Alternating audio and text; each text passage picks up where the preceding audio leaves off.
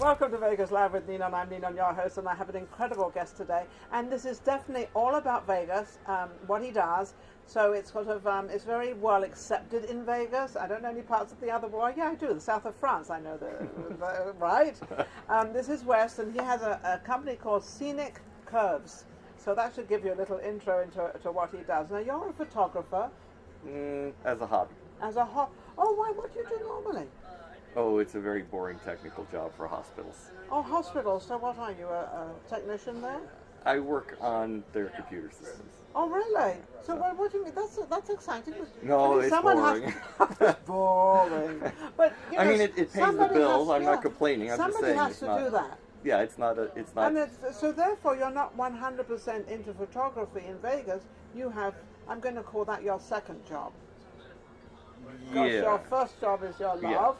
And the second job is a this, job. This is my hobby that the job pays for. Pays for. There you go. There you go.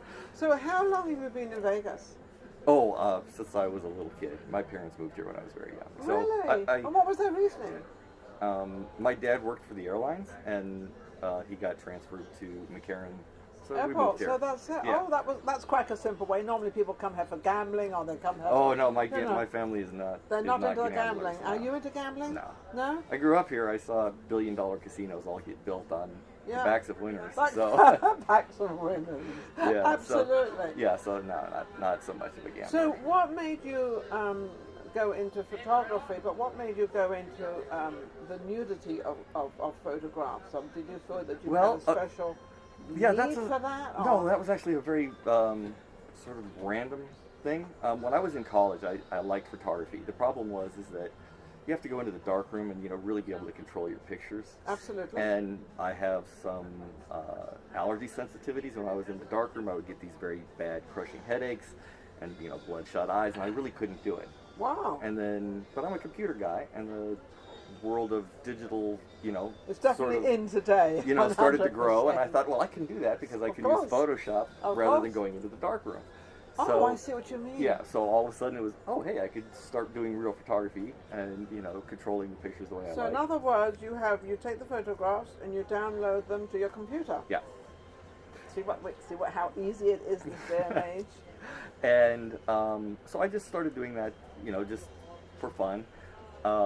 And I got fairly good at it, but I was doing mostly like landscapes or, boring. Yeah, boring stuff. Boring compared to what we're going to show you. Boring. It was actually kind of boring stuff. But I decided I would just take a class at the community college. And turns out that I was sort of ended up by the end of the class teaching it. Like the teacher would say, we'd go on a field trip, and the teacher would say, well, let's go over here. And I'd be like, okay, you guys go over there. I'm going to go over here because I think this is more interesting. And then the whole class would follow me. And the teacher would be like, that's cool. I got to go over, follow where Wes goes, I guess. And at the end of the semester, she approached me and she said, well, you actually know more about this than I do. And her husband was moving out of state. And so she was moving with him, so they needed to fill the position, and she recommended me to her boss, and I got the job. So, but this wasn't. See, you never know what's going to happen when you start something, because this wasn't planned that way at all. No, not at all. It was just a way to, sort of get out. And is this at the university here? At community college. Community college. And then my first semester when I was teaching, I had a student approach me, and she had been a former nude model, and I had never done any real modeling at all. I mean, no photographs of any models. And were you fascinated when this gorgeous woman came along to take my photograph? No, well, she wanted to be. She had wanted to make the transition behind the camera. Oh. And that's what she used to do. So she sort of wanted to do that. I said, sure, if you want to, do that, arrange for some models, I'll gladly help out. And our very first shoot, I just had a knack for it. And she was like, wow, you're better than most of the photographers that she'd worked with when she was And that's kind of made younger. You a #1 photographer in I don't Vegas. know about #1, but... Well, a #1. A lot of other people think they're #1s, but... And so, just through her, I started making contacts, and I really had never ever considered doing it before, but turns out I had a natural talent for it. And so that's what I do now. And at that time, were they nude? Or were they Mostly, yes. There were, at the start, it was a little more experimentation between nude and fashion to see. And why was it a lot of them wanted the photographs taken as a nude model rather than as a model with clothes on? Boy, I probably shot with 300 different models, and probably you would get 300 different answers. Answers for that. So for the reasoning of why they would want to use that. I mean, I can understand them having photographs taken nude because there's a lot of nude shows in town. Sure. So, if they want to present themselves, I understand that. And that's... Well, actually, that's odd, is that the ones who were in the shows, Yeah. There are a couple of them in here, but they always keep their identity hidden. Like you can't see their face. They're Really? Yeah. Really? The ones that are not in business or show business? In show business are the ones who are much more likely to be. So, what was their reasoning, or did you ever find out their reasoning to have a nude photograph taken to show the boyfriend? He can see the real thing in person. Actually, no, that one's, I've heard that one a few times. But it does. It varies. Some of them just like how the picture looks. Some of them are very open-minded about nudity, and they would prefer to spend their whole lives if they could nude. And well, tell them to move to the south of France. They can be on the beach. That's not always an option. No, probably not.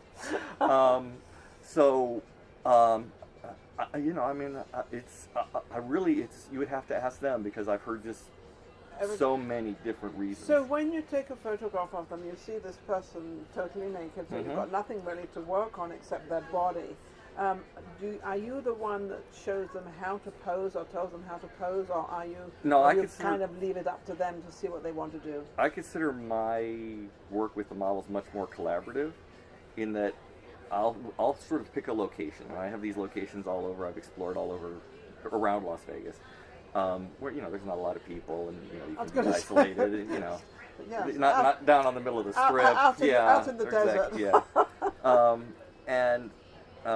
I sort of let them pick what they like and sort of pose within that area, and then I do deal with the lighting and the composition from that. So it's much more collaborative, in that they get a lot of input into how they're posing, what they're doing, and the message they're giving across as of their body, because that's all they're giving.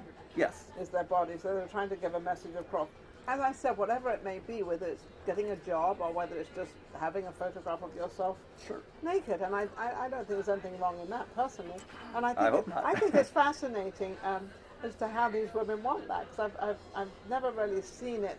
I've seen it as of trying to get a job in sort of in a club or something, but I've never seen it as a personal thing to have a photograph. Well, that's actually kind of funny. Is when I first started, my dad thought, oh well, you must be paying them or blackmailing them or cajoling them or something, and he lives in Washington, and I was visiting him, and we were just driving around looking for, because he likes to go exploring. So we'd go like down dirt roads and stuff where and you'd find a great place to take photographs. There was no models there, but I do the regular landscape photography stuff, and we were in a restaurant out in the middle of nowhere, and the waitress saw that I had the camera, and she asked, we just said, oh, I was just taking pictures of landscapes. She's like, well, what else do you take pictures of? I said, oh, a little bit of this, a little bit of that, a little bit of everything. My dad's there, so I don't really want to elaborate on what you're... too much, because he might not understand. Uptight about it. Yeah. Yes, yeah. And finally, by the end of the meal, before she brings us the check, she's like, well, I've really been looking for a good photographer that can give me some, nice nude pictures. And my dad's jaw about hit the table. I mean, he literally was like, that's because he just couldn't believe that these women would just come up to me and say, well, that's what I'm asking. Yeah, and she didn't even know that I shot nudes, and she was like, can you do that? And so from that point on, my dad was like, okay, so you're obviously not forcing them to do it. And most of the time they approach me. And most of the time they approach you. I have not looked at this book, so can you pass me the book? Sure. Now these are the older ones, right? This is everything from... Now before I show it to the screen, I got to see what it's all about. It's from 2009. Okay, so I have to look at this as an art, because this is what it is. I just opened up a page, oblivious of what it was. I don't know what that was. Oh, that's some business cards. Okay, and this is a work of art, this particular one. I mean, that's a beautiful photograph. I I prefer to not label anything, so I say that they're outdoor nudes, They're and outdoor nudes. Look at this. These are quite interesting. I let people make the decision as to what they see. They can make their own decisions. Right. See, look, there's another one. I mean, there's nothing. I don't see anything bad about this, but maybe I'm a little bit broad-minded. I don't know. But you know, we're living in 2017 now. And we're going forward, not backwards. And I actually did take a lot of. I was a model in England, and I also a photography modeler, and I did a lot of, you know, but never did nude, never. But when I see this. You know, maybe I missed out. You know, that's what a lot of the models that work with me. I mean, look at this photograph. I'm their first nude photographer. I mean, this is a work of art. So I can see now. Do you get a lot of companies come to you? No, none. None. This is all just pure hobby. This is all and what's in that book? expenses to me. This is everything since this. Since so that. This is about the last 2 years worth of work. Okay, and what is the latest one? Oh, look at. Oh, I don't know about that. I'm going to show that one. But look at this. Okay, I'm going to show this one because there's a beautiful photograph, work of art. I'm not going to go through the rest of it because I don't know what it is. But it's a lot of it is very upset similar. my viewers are going to turn around and say, "Yes, show it. I want to see it. I want to see it. I want to see it."